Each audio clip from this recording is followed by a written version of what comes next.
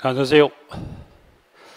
오늘 실무 2차 과목 중에 하나 수업하게 될 지금 이름은 여기 나와 있는 대로 김혁입니다. 그래서 2차 과목 중에 하나 실무를 수업하게 되는데 첫 시간이다 보니까 굳이 수업보다 여러분들이 편하게 2차 수업을 어떻게 하실지 이제 그 부분을 쭉 한번 정리하고 교재는 다음 시간부터 들어갑니다. 그래서 일단 여기 나와 있는 대로 여러분들이 시험을 보시는 건 이 시험을 나눠 합격하신다 아니면 1번 한 번에 시험을 합격하신다.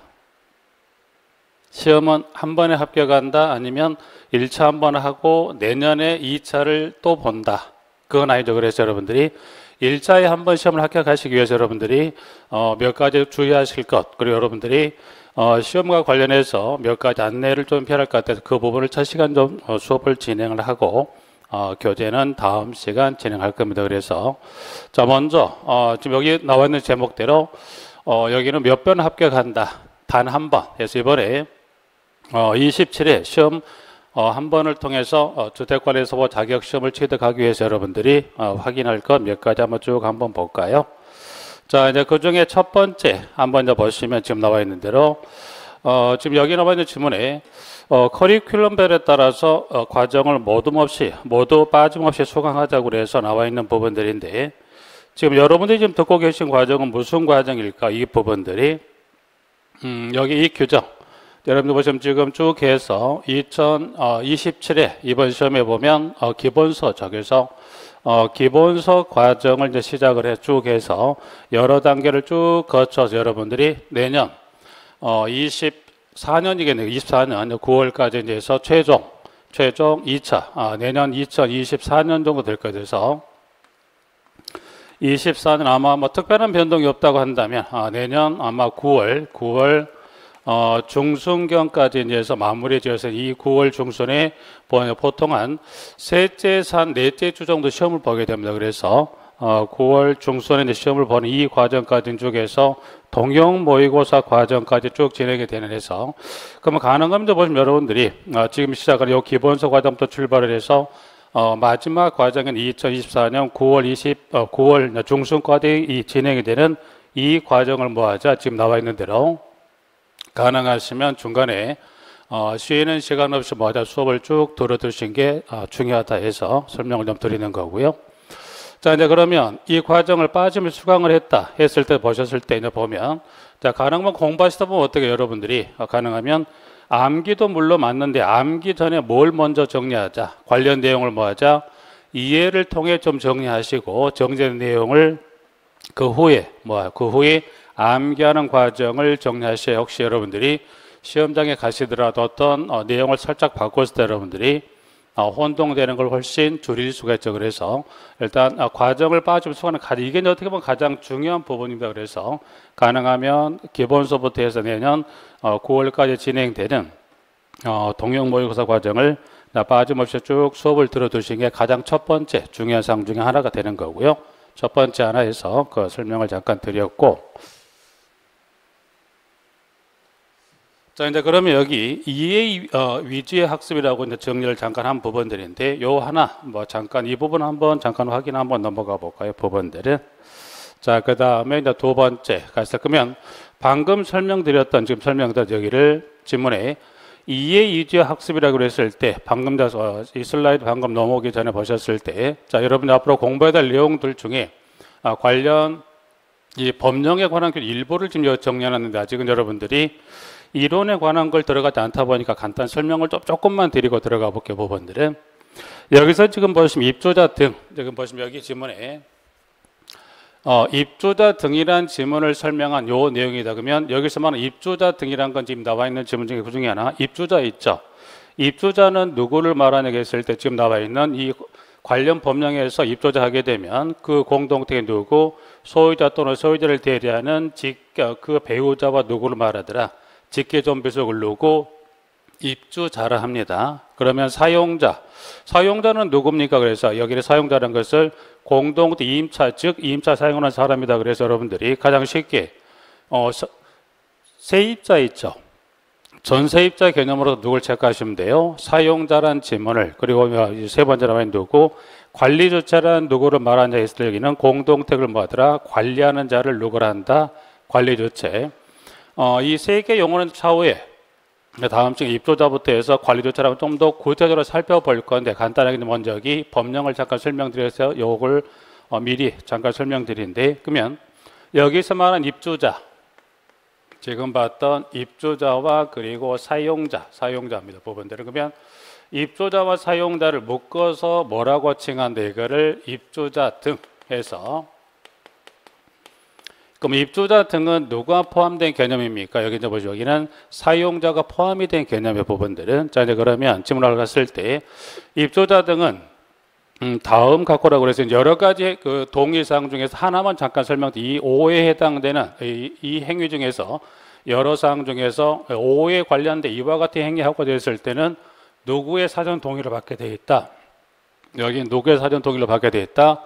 관리주체 사전 동의를 받게 되어 있을 부분들은. 자, 이제 그러면 여러분들이 5번에 보셨을 때, 자, 공동주택의 발코니, 난간 또는 외벽에 돌출물을 설치하는 행위라고 했을 때, 즉 여러분들 각자 일상생활을 생각하셨을 때 내가 사는 아파트라고 생각을 하시고, 내가 사는 아파트에 여기 발코니, 난간 또는 외벽에 뭘 설치합니까?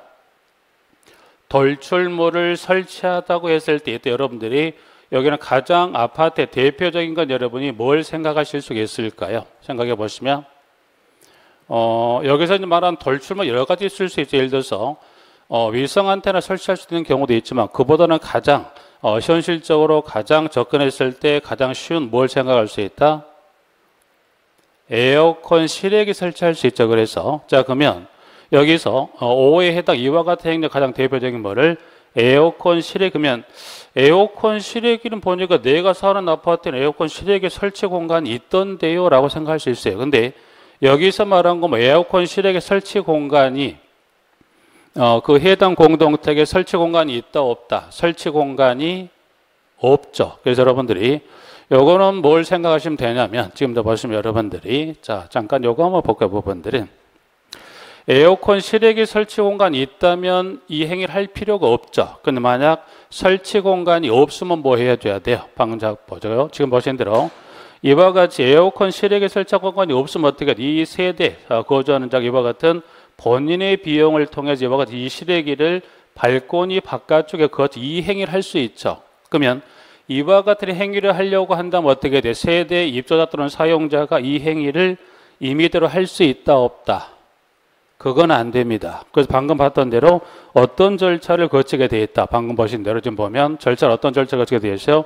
하고자 한다면 공동체를 관리하는 자에 뭘 넣게 되어 있어요?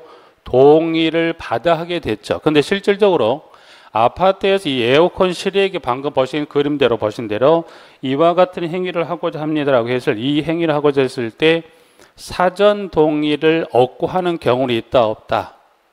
아마도 공동택에서 사전 동의 에어컨 실외기 밖에 설치 이 행위는 사전 동의를 하고 한다 안 한다? 안 하는 거죠. 부분들이. 이거 외로 하나 더, 이거 따로 설명드리지 않았지만, 예를 들어서 세대 내에서 요즘에는 가장 애완견을 사육하고자 할 때도 애완견을 사육하고자 할 때도 이때 어떻게 세대에서 임의 사육이 된다 안 된다?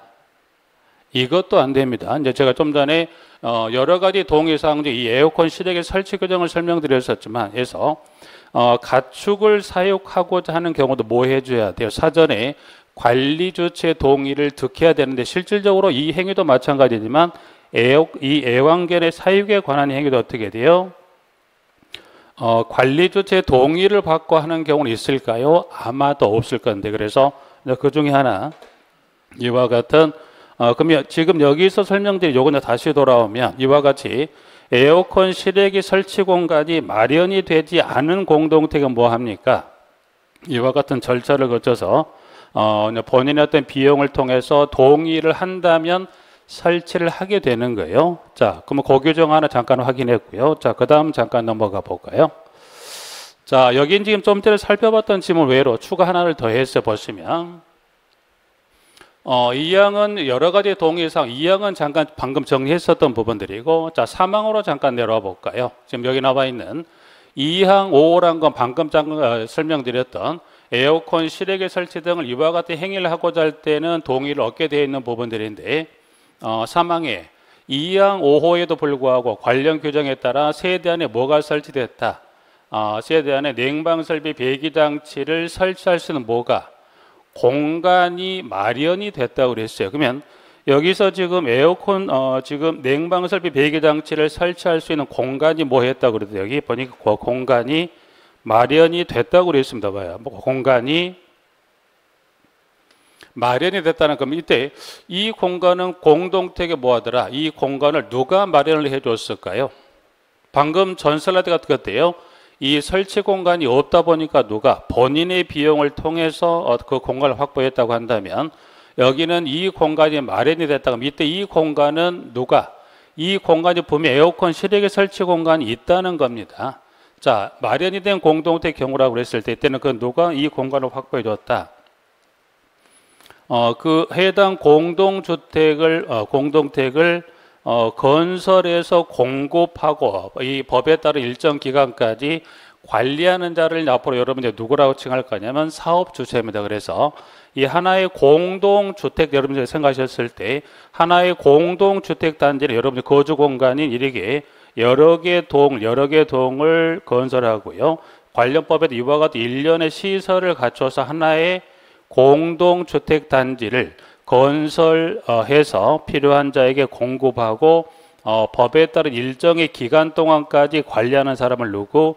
사업주체라 할 건데, 그래서 그럼 이 공간을 누가 마련해 줬다? 사업주체라는 사람이 마련했습니다. 부분들은. 자, 이제 그러면 마련이 된 경우라면 지금 지문에, 자, 그 다음 볼까요? 자, 마련이 됐습니다. 그럼 입주자 등은 냉방 설비 배기 장치를 설치하기 위해서 돌출물을 설치하는 행위를 해서는 된다, 안 된다? 안 된다. 그러니까 방금 전에 보면 공간이 마련이 되지 않은 공동택은 절차를 거쳐서 설치하면 되는데, 만약 이와 같이 사업주체라는 사람이 애초에 건물을 짓기 전에 이 설계도상에 반영을 해서 공동택 이 거주 공간 이 내에다가 뭐 이와 같이 에어컨 실외기 설치 공간이 마련이 된 경우라면 이때는 돌출물 설치 행위를 하면 된다, 안 된다? 안 된다는 게 부분들이. 자, 그거 한번 잠깐 보죠. 그럼 여러분들이. 자, 그러면 이 에어컨 실외, 즉 냉방 설비 배기 장치 설치 공간은 여러분들이 그 시기를 봤을 때 2007년 뭐 꽤 됐죠. 2007년 2월을 기점으로 그 이전에 건설된 공동택은 설치 공간을 따로 확보하는 관련 법령이 따로 없었어요. 그래서 2007년 2월 이후에 건설된 공동택에 한해서 이 법에서 사업주체라는 사람이 공동택 짓게 되면 설계도상의 공간을 확보해야만 뭐예요? 공동택을 건설할 수 있다 보니까 사업주체가 뭐예요? 설계도상의 공동택의 세대 내에 에어컨 실외기 설치 공간을 마련하게 돼 있어요. 부분들이. 자, 그럼 한 두 가지 잠깐 보죠. 첫 번째, 자 여기도 보시면 좀 전에 봤던 이와 같이 건물을 지을 때 에어컨 실외기 설치 공간에서 이와 같이 확보가 된 경우가 있어요. 그럼 이건 어떻게 돼요? 에어컨 실외기 설치 공간이 건물의 실내에 위치합니까? 실외입니까? 실내입니까? 해서 공간은 지금 보신 대로 실외에 이와 같이 에어컨 실외기 설치 공간을 확보하는 경우도 있습니다. 아니면 또 어떻게 돼요? 에어컨 실외기 설치 공간이 실외에도 있지만 어디에 있을 수도 있다? 실내에 있을 수 있어요. 그래서 잠깐 볼게요. 이제 여기는 그 공간이 지금 보시면 여기는 건물 밖에 이 에어컨 실외기 설치 공간이 외부에 노출이 되어 있는 경우 설명드린 거고요. 공간이 실외가 아니라 실내에 설치된 경우가 있다. 이제 그 다음 슬라이드 잠깐 보시면 지문에, 자 이게 지금 에어컨 이게 실외기 이 실외기가 이 외기에 노출돼 있지 않죠. 여기는 어디가 실내가 설치된 경우가 있어요. 그럼 이게 결국 그러면 밖에 좀 전에 설치된 경우는 어떻게 돼요? 외기의 접안이가 큰 문제가 안 되는데 지금 보신 대로 이와 같이 실내에 설치되기 때문에 이거 환기가 문제가 되지 않을까 생각하시는데 시스템은 이렇게 운영이 됩니다. 그래서 자 그럼 이제 어떻게 환기할까 잠깐 봤더니 지금 보시면 여기가 이게 실외기 보시는 그 실제 그림이고요. 이게 이제 실외기가 설치했다면 이게 이 루버란 창을 통해서 밖에 공기가 들어와서 실외기 바람을 어떻게 밖으로 이와 같이 배출해준 형태로 해서 이 에어컨 실외기가 실내에 설치된 경우죠. 그래서 근래 지어진 공동도 대다수가 다 실외보다는 이와 같이 실내 이런 형태로 에어컨 이 냉방설비 배기 장치가 설치된 경우가 많습니다. 그래서 여러분이 단순히 어떤 질문을 애우기보다 방금 말씀드린 대로 그와 같이 질문을 조금 이해를 하시고 이해된 질문을 통해서 이게 이제 정리가 되면 아직은 정리하지 않았지만 이게 실내와 실외 설치된 공간은 그 에어컨 실외기 냉방설비 배기 장치에 가로 세로 규정을 따로 정한 게 있어요. 그 설치에 관한 그 수치 규정이 수치는 차후에 정리하되 이와 같이 이런 형태로 그러면 지금 좀 전에 봤던 실외와 실내에 설치된 경우는 이와 같은 경우라면 따로 세대 사는 사람이 에어컨 실외기 설치 공간을 따로 설치하는 건 된다 안 된다? 안 된다는 게 부분들이 이제 그걸 잠깐 설명을 드렸고 수치 규정은 차후 그 진행되는 과정에 설명드리도록 하고요. 자, 첫 번째 이제 하나 설명드렸고 그 다음 두 번째 잠깐 꺼볼까요? 자, 두 번째는 이제 보시면 주요 지문이 반복됐습니다 라고 이제 돼 있고 플러스 뭐를 펜을 들고 직접 써보기라고 말씀드리는데 그러면 펜을 들고 직접 써보기 하는 이유는 여기 직접 써보기라고 그랬어요. 직접 써보세요라고 해서 직접 써봅니다라고 말씀을 드린 부분들인데 굳이 수치나 이런 쪽 써드리는 거 여기 수치가 됐던 영어를 이거를 직접 써보는 연습을 해야 될 필요가 있답니다. 아마 여러분이 안내를 받으실 수도 있긴 한데 시험이 여러분이 1차 3과목, 2차 2과목, 2차 중 2차는 여러분이 관계법규, 그리고 관리 실무가 되는데 2차 같은 경우는 각각 실무 법규 총 40문제가 되는 이 40문제 중에서 16문제가 뭐가 출제가 됩니까? 주관식 기입형의 어떤 수치 또 용어를 쓰는 소수령의 간단한 지문은 길지 않아요. 그래서 그런 부분이 나오거든요. 여러분들이 실질적으로 여러분이 머릿속에 이런 수치나 용어를 눈으로 보는 거랑 막상 여러분이 펜을 두고 써보는 거는 차이가 있다 없다? 차이가 분명히 있을 거예요. 그래서 여러분들이 주요 지문을 여러분이 머릿속에 암기했다 하시더라도 그 암기했던 수치를 또는 용어를 직접 펜을 두고 써보는 연습을 할 필요가 있다 없다? 있다. 왜? 총 40문제 중에 몇 문제가 16문제가 주관식 기입형으로서 수치 용어 출제되었기 때문에 그렇습니다. 부분들은. 자, 이제 그러면 여러분 이거를 써봐야 될 이유, 중요한 어떤 이유라기보다 여러분들이 꼭 써봐야 될 필요성이 있다라는 부분들인데 하나 좀 다시 볼까요? 자, 두 번째. 앞으로 여러분들이 보시면 이 관련 사업주체는 등에서 그러하지 않다고 그래서 이 지문도 여러분들 앞으로 이 공동태 관련 하자와 관련된 지문을 여기 정리할 겁니다. 부분들은 좀 전에 사업주체는 잠깐 설명드렸네요. 사업주체라는 사람은 누구라고 그랬어요? 이 아파트를 건설하고 공급하고 법에 따른 기간까지 일정 기간 동안 그 공동택을 관리하게 돼 있어요. 그러면 지문을 쭉 읽어보시면 그럼 결국 여러분이 매체를 통해 들어보셨지만 이 아파트에 하자가 발생하게 되면 누가요? 그 하자를 보수합니다. 그럼 그 하자를 보수할 책임은 누가 가지고 있을까요? 건설 공급은 누구 책임이에요? 사업주체예요. 자, 그러면 사업주체는 등에 따라 법에 따른 이 기간 동안 예치한다. 뭘 예치한다? 하자 보수 보증금입니다. 그러면 하자 보수 보증금은 무슨 돈인가요? 그래서 이거는 여러분 앞으로 그러면 결국 사업주되는 사람이 법에 따른 기한 내에 하자를 해줘야 돼요? 보수해야 돼. 근데 그 법에 따른 기간 내 하자 보수를 안 해버릴 수 있죠. 그때는 어떻게 돼요? 그때를 대비해서 사전 입주 전에 이 하자 보수 보증금 관련 서류를 제출하게 돼요. 자, 그러면 보증금은 사업주체라는 사람은 모두가 다 예치를 합니까? 라고 돼 있는데 단서가 있어요. 그래서 가보니까 국가부터 해서 지방공사인 사업주체는 그렇다는 것은 국가부터 해서 지방공사가 만약 공동택을 건설 공급하는 사업주체라면 보증금 예치는 면제가 된다는 거죠. 그럼 여기 예치를 하게 하는 이유는 왜 그럴까? 혹시나 사업자들하고 공동체를 건설하고 공급하고 나서 사업 주체가 문을 닫는 등의 도산의 경우 발생할 수 있죠. 근데 누구? 국가부터 해서 지방공사가 문을 닫는 경우는 있다 없다?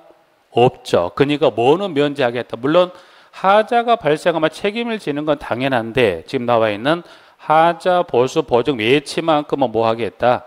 면제를 시키겠다는 거예요. 그러면 자 하나 여기서 지금 보면 여기 지금 국가부터 지방공사별로 여러분 하나를 더 쓰셔야 될 부분인데 여기 들어갈 지문을 여러분 뭐라고 펜을 두고 쓰시는데 여기 들어갈 지문은 LH 있죠. 여러분이 LH면 여러분이 이거를 통상 여러분이 보실 이거를 LH라고만 이해하시는데 LH란 지문으로 쓰시면 안 되겠죠. 여러분이 LH란 지문을 여기다 뭐라고 써줘야 될까요?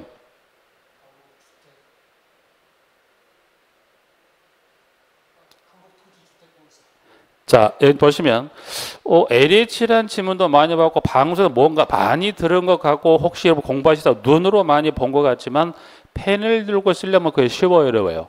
그거는 쉽지가 않아요. 그래서 그럼 여러분들이 LH란 이것도 아마 자주 보셨을 이 로고긴 한데 LH란 표현 자체를 여기를 뭐란데요? 이거를 한국토지주택공사랍니다. 그래서 이런 부분 한번 봐두시고요. 그 다음도 한번 잠깐 볼까요? 두 번째. 자, 복리시설이라는 건 그 하나의 단지를 구성할 때 사업주체라는 사람이 공동주택 단지 내 복리시설도 설치합니다. 자, 그 복리시설 중에 해당하는 게 가와 나에 해당한 시설을 복리시설이라 합니다. 그러면 지금 여기 양가로에 들어갈 지문은 둘 중에 하나입니다. 뭐라고 되어 있어요? 경로당하고 노인정 중 여기다가 뭐라고 써야 맞을까요? 경로당, 노인정. 경로당이나 노인정이나 다 같은 말이에요. 중요한 건 여러분들이 좀 전에 한국토지주택공사도 그렇지만 이 지문도 마찬가지. 여러분들이 주관식 기입형의 용어 적어서 여러분들이 용어 특히 이제 보면 주관식 기입형에 있어서 특히 용어에 관한 것은 관련 법령에 정하고 있는 용어를 쓰시는 게 정답으로 처리됩니다. 그러면 아직 이제 세부적인 법령보다 이 관련 법령에 정하는 이 가로에 들어갈 용어는 이 해당 법령에서 경로당이라고 정하고 있을까요? 노인정이라고 정하고 있을까요? 경로당 일상생활은 아무런 문제가 없을 건데 여러분이 이제 시험을 보신 입장이라면 이제 정확히 여러분이 아파트 사시다 보면 지나갈 때 보면 현판에 이렇게 써진 경우도 있었고 이렇게 써진 경우도 있었어요. 아파트 실무상은 아무런 문제가 안 되지만 이제 수험자인 여러분 입장은 이 용어 속에서 꼭 정리해 보면 되면 여기 들어갈 용어는 뭐를 써야 맞을까요? 용어는 경로당입니다. 관련법이 정하고 있는 부분들이니까 그런 부분이라든가 하나 정도만 잠깐 더 보죠. 부분들은. 자, 그 다음에 두 번째, 여러분이 입주자 대피회의도 많이 들어보시고 회의합니다 등등 여러 가지 보셨을 건데 그러면 입주자 대피회의를 구성하게 되는 구성원이 있죠. 그 구성원을 여기 가로 들어가게 될 용어가 동별대표자가 맞습니까? 동대표가 맞습니까? 자, 둘 중에 하나 선택. 여기는 동대표, 동별대표자.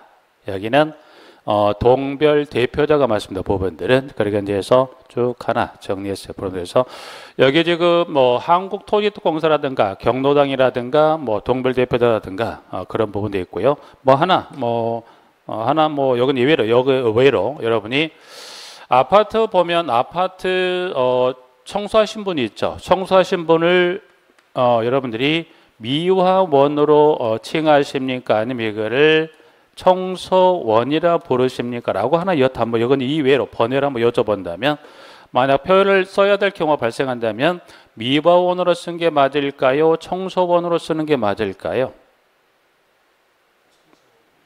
여기서 보시면 통상은 청소년 표현을 쓰지 않지만 관련법은 이걸 뭐라고 이거를 청소원이라 칭합니다. 그래서 그렇다는 것 정도에서 실제로 보시면 거의 일상생활에 쓰는 용어 같이 쓰는 경우가 많은 예외 이런 부분들이 있다 보니까 여러분들이 실제로 써보지 않게 되면 뭐 그런 문제가 발생할 수 있기 때문에 이제 어떤 중요 수치라든가 용어들은 꼭 써보는 연습하시자고 좀 말씀을 드리는 거고요.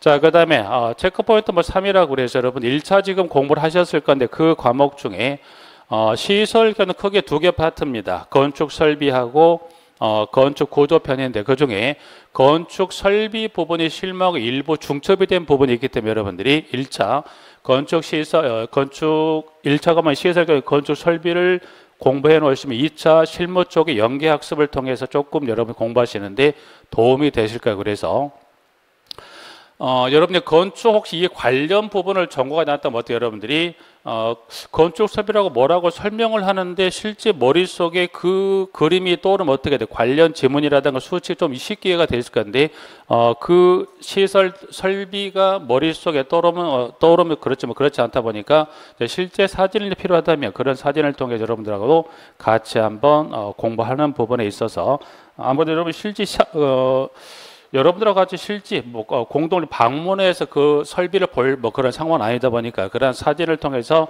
공부하시면 조금 여러분 이해력을 도울 수 있지 않을까 그래서 간단히 몇 개만 한번 잠깐 볼까요, 여러분들. 이제 앞으로 공부하시는 부분 중에 나오게 될 주요 파트 중에 일부를 잠깐 이제 보시면 자, 저수저. 여러분이 보시면 아파트 사시면 결국 아파트냐 지하 이와 같은 그 규모는 좀 정도의 크고 작음의 차이가 있긴 할 겁니다만은 지하에 이와 같이 저수조가 설치되고 이와 같은 급수설비 시스템에 이 저수조 이 물을 이와 같은 이 펌프를 통해서 피력해서 물을 끌어올리는 형태에서 각 세대 물을 공급하는 형태에서 시스템은 이건 차후에 공부하실 때 이게 부스터 방식의 급수 방식 중에 하나입니다. 그래서 여러분이 수도 직결식, 고가수도 방식, 압력 탱크 방식, 부스터 방식이 총 4가지 급수 방식 중에 지금 여기 사진을 통한 여러분이 그 중에 부스터 방식의 통해서 물을 공급한다 그래서 이게 지금 부스터 펌프입니다. 그래서 저수도에 있는 물 이 펌프를 통해서 바로 위로 올리는 상형 공급 방식의 저수도를 그림을 잠깐 설명을 드린 부분들이에요. 그래서 여러분들이 아파트에 사신다 하더라도 요 실제 저수도를 볼 수 있는 기회는 아마 거의 없을 거예요. 부분들이 이런 저수도도 있습니다라고 설명을 잠깐 드린 부분들이고요. 자, 그다음 그럼 이제 용어만 하나 그러면 수도법상 저수조 설치 기준 중에 저수조 공개 정원한 통기관과 물의 수위도를 뭘 설치합니까? 양가로 설치한다 그래서 요거는 여러분이 이 넘친과도 원료관만 잠깐 설명하면 잠깐 드려볼까요? 부분들은 자, 저수조가 있습니다. 저수조 통해서 물이 이쪽에 들어올 겁니다. 그러면 물이 들어오면 저수조 일정 수위 이상의 정연 수위가 있다면 물이 이 유입구를 통해 물이 들어오면 이 저 일정의 물이 찰 건데 그러면 정연한 수위가 되면 물이 이 정도까지 물이 들어오면 여기서 물이 수도를 해야 되는데 만약에 시스템상에 문제가 있으면 어떻게 될까요? 이 정해놓은 수위까지 물이 되면 시스템에서 물이 일단 여기 밸브 등을 차단하는 데 조치를 통해서 이 수위까지 물이 들어오면 물이 멈춰야 되는데 만약에 시스템상에 문제가 있으면 어떻게 될까요? 여기서 물이 계속 유입이 되면 이 물의 수위가 계속 올라갈 수 있죠. 올라가면 이 물이 어디로 넘칠까요? 저 위에 이 맨홀을 통해 밖으로 넘칠 위험이 있죠. 그러면 저수조는 공동대 어디가 있습니까? 지하에. 또 지하에 뭐또 같이 있어요?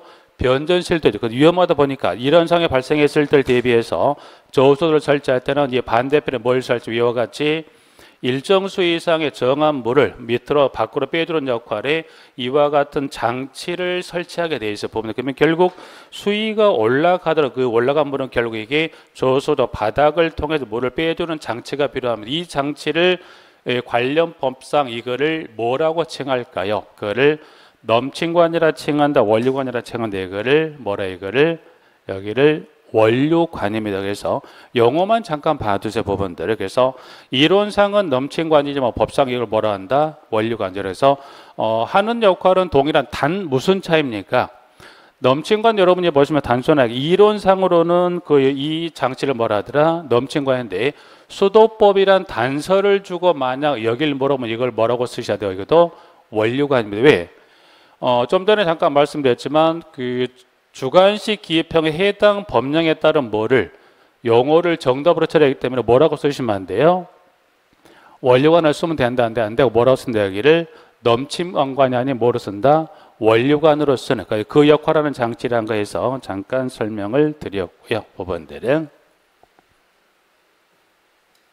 자, 그 다음에 쭉 가면서 잠깐 볼까요? 자, 쭉 가시면서 잠깐 보자. 자, 이게 이제 여러분이 쉽게 말해서 이게 뭐죠? 옥내 소화전 설비 여러분이 여기는 여러분이 화물 여러분 이게 옥내 소화전 설비라는 거 당연히 아실 수 있죠. 그래서 이제 보신 대로 이게 지금 옥내 소화전 설비의 방수고 이게 소방호수에 쭉 이렇게 연결이 되어 있고요. 이게 지금 물이 나오는 이게 노즐입니다. 그래서 이 밸브를 또 올리게 되면 물이 이 호수를 통해 쭉 해서 이제 배에서 이게 노즐을 통해 물이 나와서 불을 끄게 됩니다. 그래서 이게 여러분 앞으로 보시게 될 옥내 소화전 설비에 관한 설비 사진 그림입니다. 부분들은 자, 그 미리 그림을 하나 더 보실 건데요. 자, 하나 더 볼까요? 자, 보니까 좀 전에 봤던 그림하고 좀 차이가 있죠. 이거는 요것도 보니까 함 열어봤더니 이게 좀 전에 봤던 이런 모양이 아니라 함을 또 열어봤더니 무슨 모양 이런 모양이 있어요. 이거는 지금 뭐 소화전 설비가 이거는 무슨 소화전 설비일까요? 옥내 소화전 설비는 맞습니다만 여기 지금 이 소방호스가 어떻게 돼 있어요? 여기는 동그란 형태로 감겨 있죠. 그래서 이걸 뭐래요? 이거를 호스릴 옥내 소화전 설비라고 그래서 여기는 앞에 옥내 소화전 설비 앞에 단서가 뭐가 나와야 돼요? 호스릴 옥내 소화전 하면 이 소방호스가 좀 전에 봤던 대로 거치 형태가 어떻게 돼요? 이게 이 동그란 원역에 동그란 감겨 있습니다. 그래서 사용하려면 뭐 해야 돼요? 이거를 풀어서 쓰는 그래서 여러분이 옥내 소화전 설비는 따로 지금 이 호스리라는 단서를 주지 않았을 때는 좀 전에 보신 대로 거치 형태가 좀 다르죠. 그래서 근데 만약 호스릴이면 이와 같이 소방호스가 감겨 있는 형태 이거를 뭐래요? 이거를 호스릴 옥내 소화전 설비라 합니다라고 해서 하나 잠깐 보시고요. 그다음 자, 요즘에 이제 전기 자동차가 보급이 많이 돼요. 그래서 일반 아파트 같은 것도 뭐 어떻게 돼요? 전기 자동차 소유자가 많다 보니까 여러분이 그러면 전기 자동차 이동형 충전기입니다. 그럼 여러분이 이동형 충전기는 여러분이 뭘 말하는 걸까요? 전기 자동차는 뭐가 있어 운행이 됩니까? 전기 공급이 돼야 되죠. 그러면 전기 공급을 이야기해서 뭐가 필요합니까? 전기. 그러면 어떤 전기 시설로부터 그다음 전기 자동차 연결해주는 무슨 충전기가 필요합니까? 이동형 충전기 필요하죠. 그래서 이제 이게 지금 여러분이 보신 대로 이 콘센트를 필요 개수에 꼽고 그 전기 나비에 꼽고 이거를 전기자 꼽게 되면 어떻게 전기가 공급돼서 전기 자동차에 충전이 되는 이게 무슨 충전기? 전기 자동차 이동형 충전기입니다. 하나만 더 보죠. 자, 이동형 충전기에서 뭐도 있을 수 있다? 고정형 충전기입니다. 그러면 여러분이 전기 자동차 고정형 충전기는 보신 적이 있다, 없다?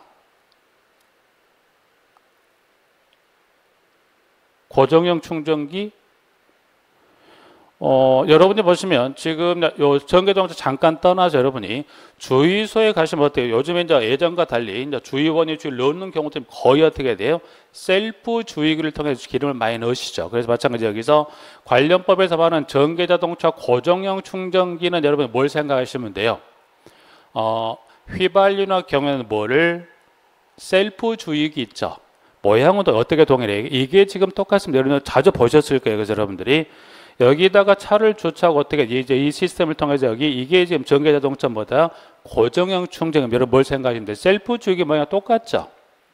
그래서 이거를 이거를 전기 자동차 고정형 충전기를 합니다. 그래서 여러분이 실제 이동형 충전기, 고정형 충전기면 머릿속에 떠오르는데 이렇게 여러분 머릿속에 요거를 생각하시면 어떻게 돼요? 관련 규정을 정리하는 거 훨씬 수월하게 좀 접근하실 수 있을 걸로 봅니다. 그래서 설비 관련 그림 좀 몇 개를 설명을 좀 드렸고요. 그래서 그 다음 네 번째 지금 이제 시험 1회부터 해서 지난 바로 전달까지 해서 26회에서 총 1회부터 26회 시험 실시가 됐는데 자, 기출문제 이제 과정도 진행되는 과정이 있긴 한데 여러분들이 기출문제도 공부하시는 거 지금 나와 있는데 유형 크게 유형도 확인하지만 응용력을 향상하는 이유도 있습니다. 그래서 기출문제를 풀어보시면 어떤 문제가 어떤 득이 있을까 간단하게 이제 보시면 볼까요? 여러분 아직 공부가 되어 있지 않는 상태니까 그렇다면 생각하시고 자 하나만 확인해 보죠.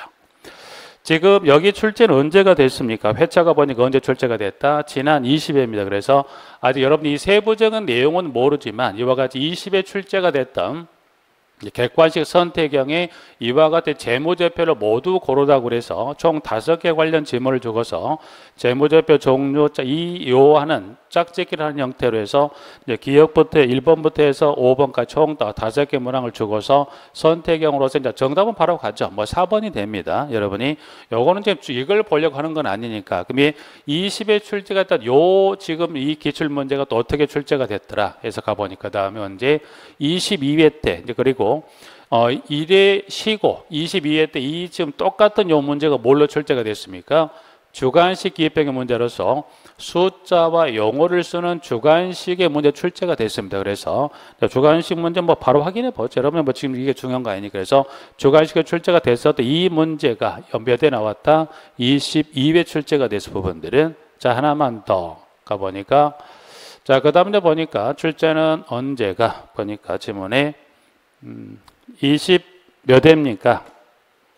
24회. 그래서 24 똑같은 이 주관식 문제가 출제가 되기 때문에 그 지문을 달리해서 여기는 재무제표 종류 중에 하나가 되는 기억이라 칭하고 여기 기억에 들어가게 될 용어를 쓰는 문제에서 이렇게 해서 쓰는 문제들 이렇게 여쭤보는 해서 지금 20, 24회에서 물론 이렇게 매번 나오는 거 아니지만 어떤 중요도가 높은 지문 같은 게 어떻게 돼요? 이와 같이 반복이 되는 경우가 잦습니다. 그래서 굳이 이 문제뿐만 아니더라도 여러분이 기출 문제를 풀어보시게 되면 후에 출제가 되는 어떤 문제들이 출제 빈도가 높은 지문들은 객관식이 이렇게 주관식화해서 출제할 수 있기 때문에 여러분들이 기출 과정도 공부를 한다는데 꼭 해야 될 필요가 있습니다. 그래서 여러분 기출 문제 이건 나중에 하지 아니라 여러분이 진행되는 과정에 기출 학습도 꼭 해야 할 필요가 이런 유형의 문제를 여러분 접근할 수 있기 때문에 기출 과정도 꼭 해야 될 필요가 있다 말씀을 좀 드리는 거고요.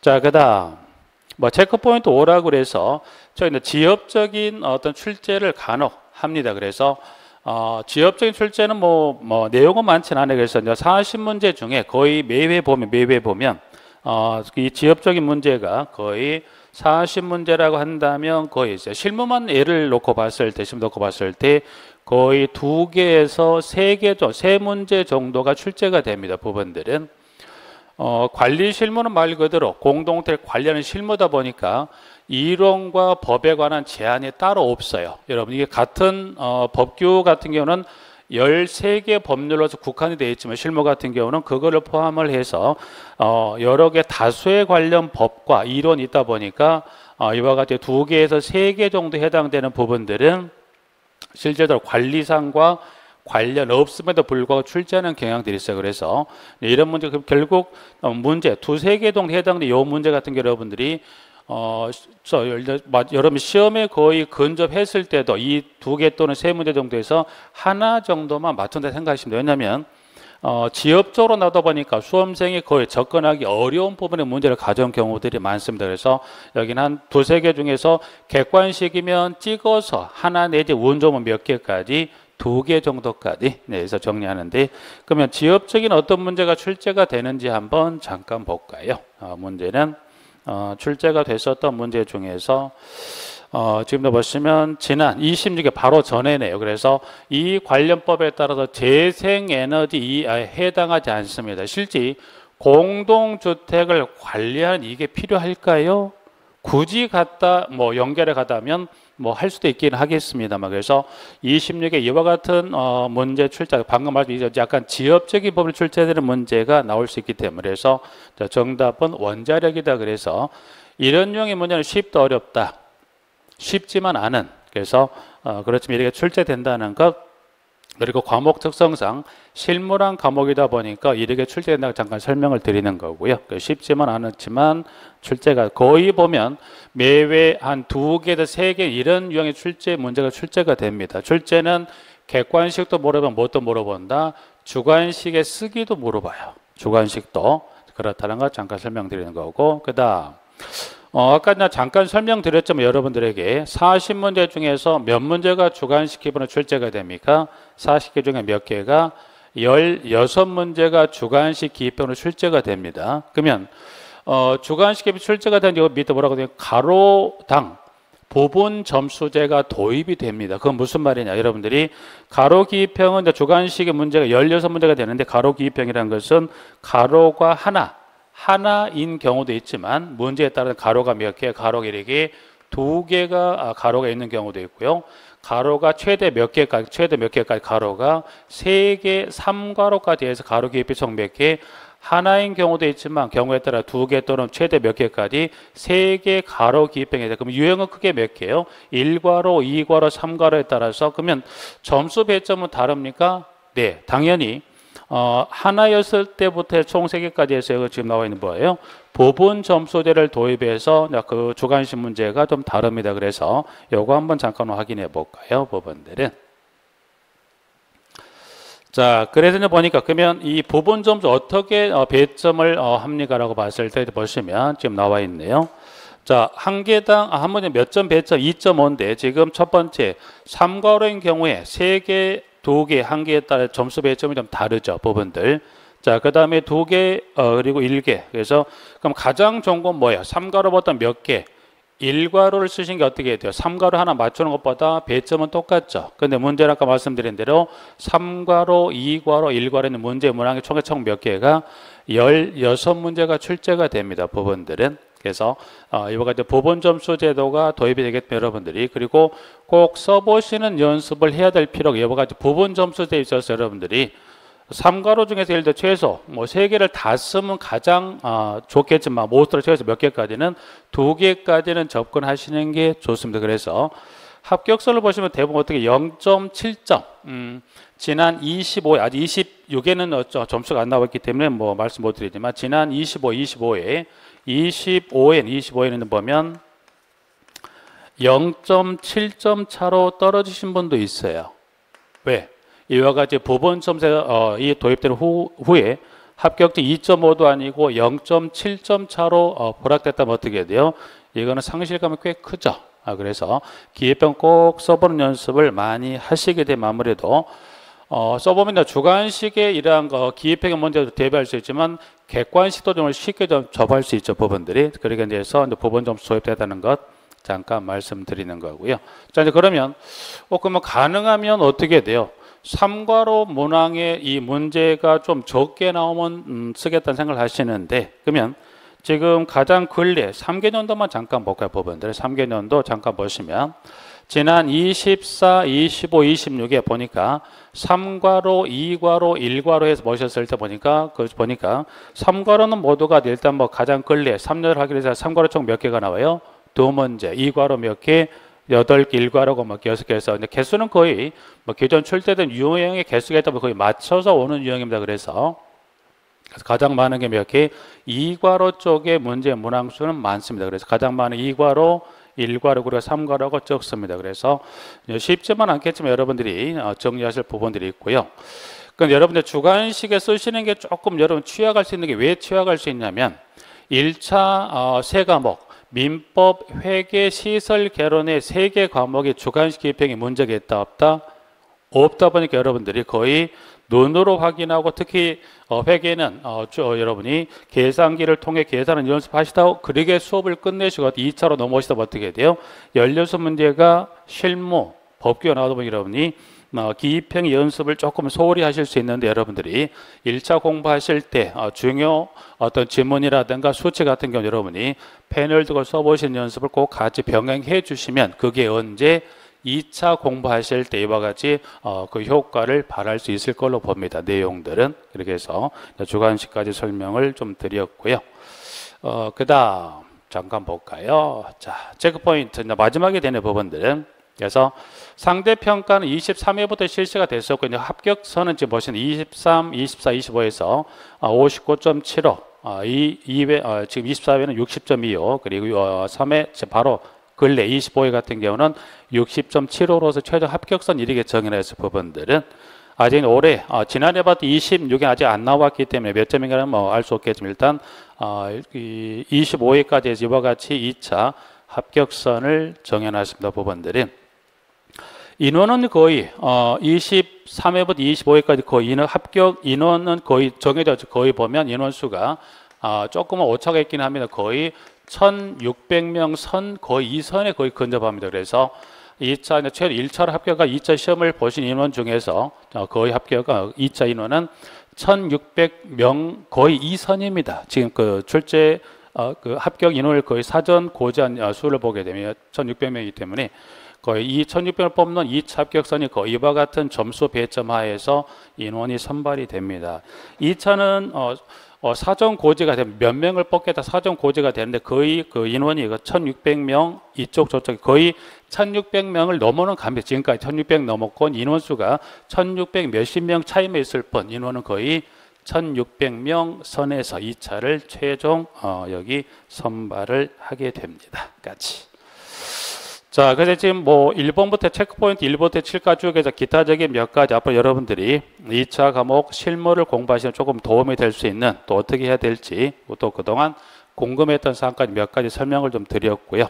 이렇게 여러분들이 쭉 이와 같은 일련의 과정을 쭉 거쳐서 잘 따라오신다면 뭐 할 수 있다. 마지막에 보신 대로 이번 27회 시험은 뭐 할 수 있다.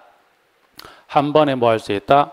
합격하실 수가 있게 됩니다. 그래서 간단하게 오리엔테이션 개념 좀 정리하고요. 좀 쉬었다가 다음 시간에 교재를 통해 여러분들하고 필요한 내용 정리하도록 하겠습니다.